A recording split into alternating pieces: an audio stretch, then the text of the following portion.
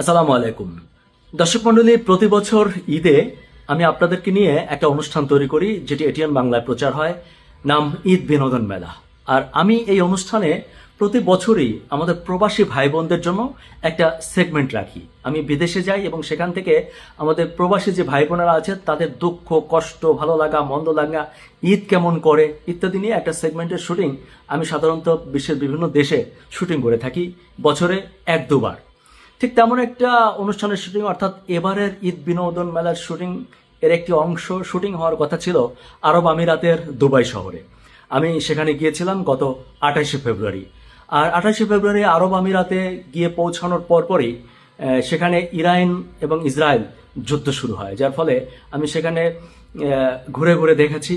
আমরা বিভিন্ন এলাকায় গিয়েছি এবং গত 5-6 দিন আমি আরব আমিরাতের দুবাই, আজমান, শারজা সহ বিভিন্ন এলাকায় ঘুরেছি, প্রবাসীদের সাথে গল্প করেছি, চা খেয়েছি, অনেকের সাথে দেখা করেছি, অনেকের সাথে দেখা করতে পারিনি বলে আফসোসও লেগেছে।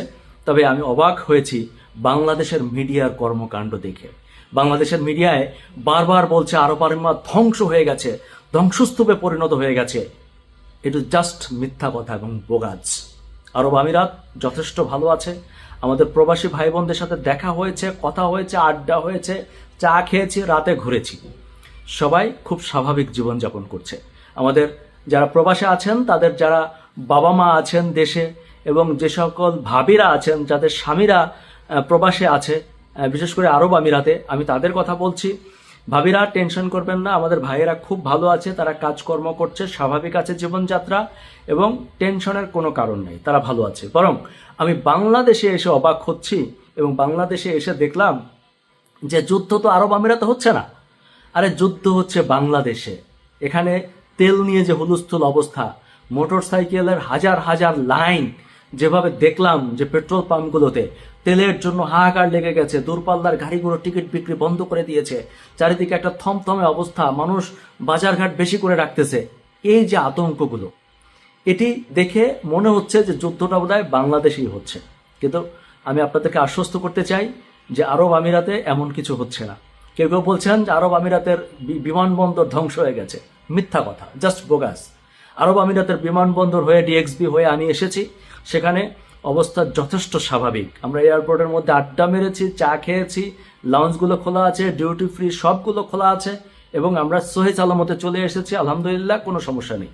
আরব আমিরাতে বিভিন্ন দফতরে হয়তো কয়েকটা মিসাইল হামলা হয়েছে, কিন্তু আরব আমিরাত সরকার যথেষ্ট প্রোটেকশন নিয়েছে এবং সেই মিসাইলগুলো আকাশেই ভূপাতিত করেছে, অর্থাৎ নিচ পর্যন্ত আসতে পারে নাই।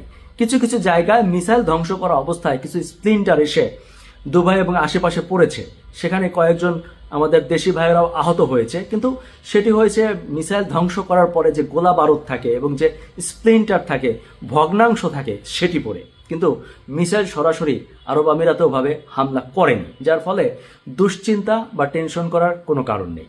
এবং আমাদের প্রবাসী ভাইয়েরা যারা আছে তারা কেউ আটকা পড়েনি। আটকা পড়েছিলাম আমরা কিছু মানুষ, অর্থাৎ যারা দুবাইতে গিয়েছিলাম কাজে কিংবা বেড়াতে, আমরা আসতে পারিনি। যে টাইমে আসার কথা ছিল আমরা হয়তো 2-3 দিন পরে এসেছি, দ্যাটস ইট, এর বেশি কিছুই না।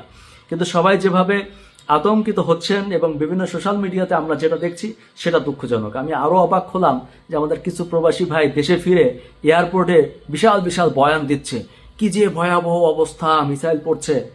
ভাই, এগুলো ছড়াবেন না, এগুলো বলে বলে মানুষের মধ্যে যে আতঙ্ক সৃষ্টি করছেন।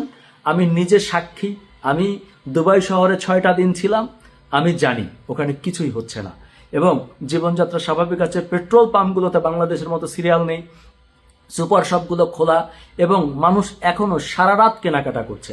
আমি নিজে সারা রাত বিভিন্ন এলাকায় ঘুরেছি, কোনো সমস্যা নেই। বাংলাদেশে এই আতঙ্কের ফলেই বাংলাদেশের মজুতদাররা সুযোগ নিচ্ছে, তারা মজুত করছে।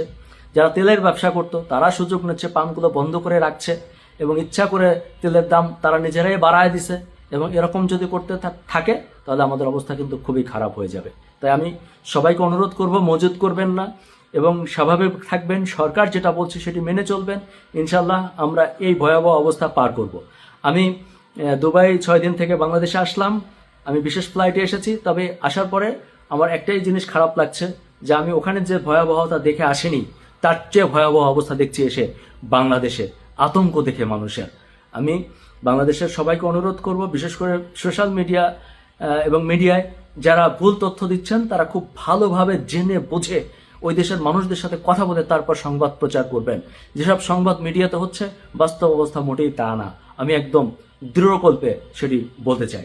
দুবাই সরকার অত্যন্ত শক্তভাবে সবকিছু প্রোটেকশন করছে। আরব আমিরাতের সরকার বারবারই বলছে টেনশনের কোনো কারণ নাই, এবং তেমন কোনো টেনশনের কারণ আমি দেখিও নি।